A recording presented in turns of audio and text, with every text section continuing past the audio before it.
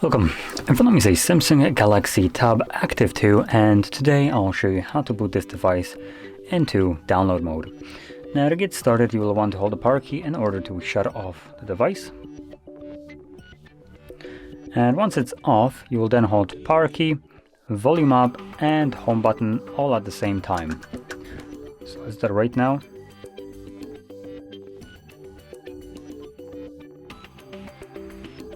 And once you see basically like a blue screen, which should be red about now, there we go, you can let go of the keys and simply wait for the recovery mode to show up.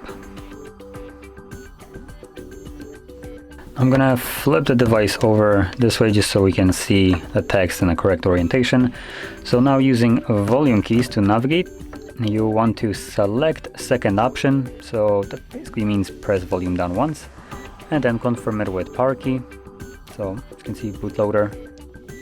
To confirm that, give it a second and it will boot us into screen before the download mode.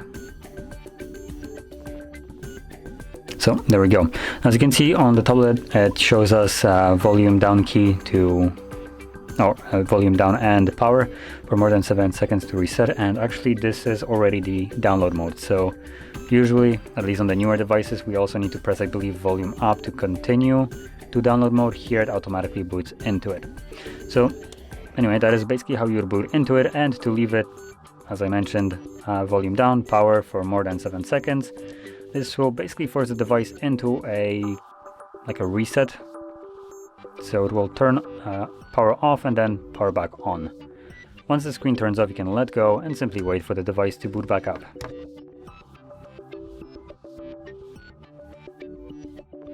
And there we go. As you can see, we're now back in Android. So if you found this very helpful, don't forget to hit like, subscribe, and thanks for watching.